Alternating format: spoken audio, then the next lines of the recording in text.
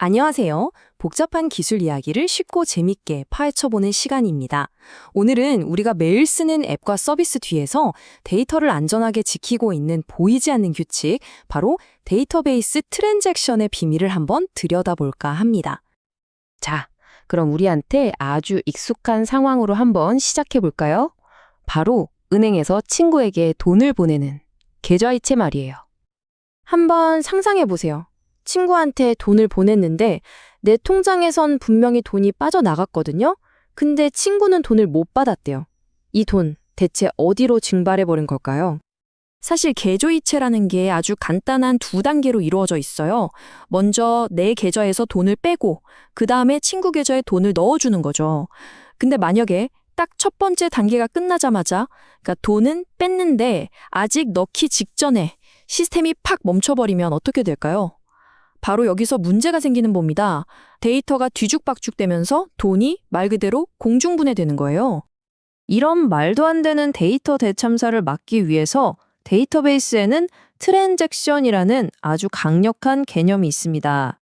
트랜잭션은 뭐냐면 한마디로 다 같이 가거나 아니면 아무도 안 가거나 하는 약속이에요. 아까 그 계좌이체의 두 단계를 하나의 튼튼한 꾸러미로 묶어버리는 거죠.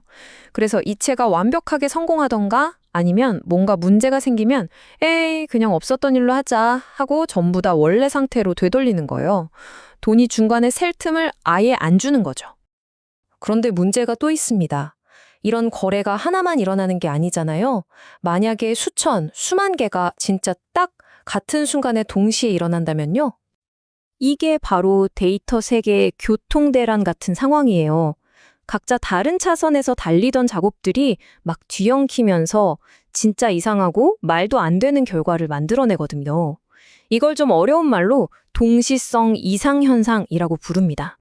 자, 그럼 이 혼란 속에서 나타나는 첫 번째 데이터 악당을 소개합니다. 이름하여 유실된 업데이트. 이름 그대로 내가 한 일이 그냥 싹 무시당하는 거예요.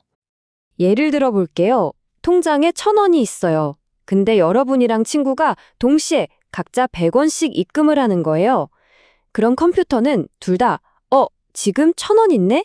여기에 100원 더해서 1,100원으로 만들어야지 하고 생각하겠죠? 그래서 둘 다 1,100원이라고 써넣어요. 결과는 원래 1,200원이 되어야 하는데 1,100원이 돼버리는 거죠. 누군가가 넣은 100원이 감쪽같이 사라진 거예요.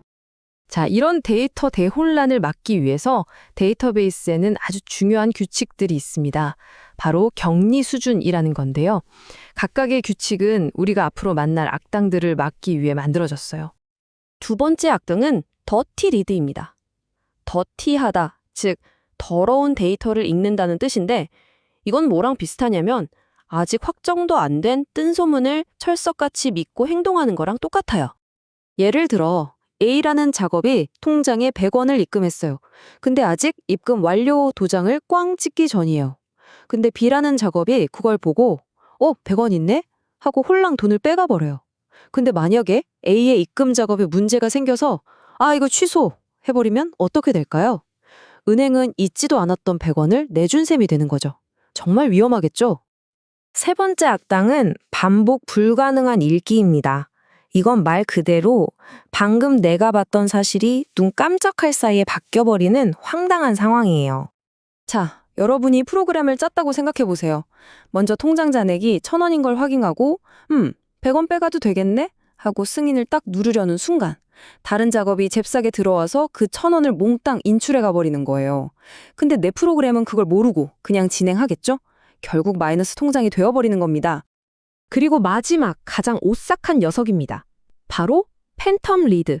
팬텀, 유령처럼 없던 데이터가 쓱 나타나는 현상이죠. 이건 이런 거예요. 어떤 고객이 계좌를 최대 3개까지만 만들 수 있다고 칩시다. 그래서 내가 이 고객님 계좌가 지금 2개니까 하나 더 만들어도 되겠네요 하고 확인했어요. 근데 바로 그 찰나에 다른 창구에서 똑같은 고객한테 계좌를 하나 더 만들어준 거예요. 그럼 어떻게 될까요? 내 작업이 그대로 진행되면 이 고객은 결국 규칙을 어기고 4개의 계좌를 갖게 되는 거죠. 자, 이 표를 보시면 한눈에 정리가 됩니다. 우리가 지금까지 만난 데이터 악당들을 어떻게 막을 수 있는지 보여주는 방어력표 같은 거예요. 아래에서 위로 갈수록, 즉 격리 수준이 높아질수록 방어력이 점점 더 강해지는 게 보이시죠? 그럼 그냥 제일 센 시리얼라이저블? 이걸로 항상 쓰면 되는 거 아닌가요? 왜 굳이 약한 단계를 쓰는 거죠? 아주 좋은 질문입니다. 여기에는 아주 중요한 현실적인 문제가 숨어 있습니다. 바로 안전과 속도의 맞교환, 그러니까 트레이드 오프죠. 완벽한 안전, 시리얼라이저블은 데이터를 하나하나 꼼꼼하게 잠그고 확인하기 때문에 정확성은 최고지만 그만큼 엄청 느려져요. 반면에 낮은 단계들은 훨씬 빠르지만 우리가 봤던 그런 데이터 오류가 생길 위험을 감수해야 하는 거고요. 바로 이 속도냐, 정확성이냐 하는 문제 때문에 개발자들은 서비스의 성격에 맞게 이 격리 수준을 아주 신중하게 골라야만 합니다. 그래서 대부분의 데이터베이스는 read committed라는 단계를 기본값으로 써요. 이게 아주 적절한 중간 지점이거든요. 성능을 크게 해치지 않으면서도 더티 리드 같은 진짜 심각한 문제는 막아주니까요. 가장 실용적인 선택인 셈이죠.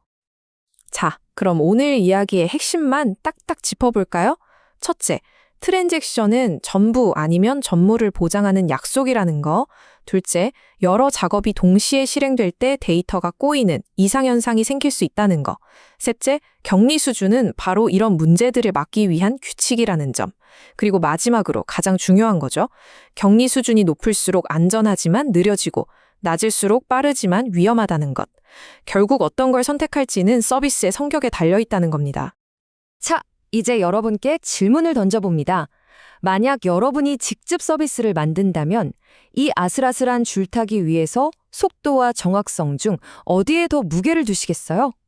우리가 무심코 사용하는 모든 디지털 서비스 뒤에는 바로 이런 보이지 않는 고민과 선택이 숨어 있답니다.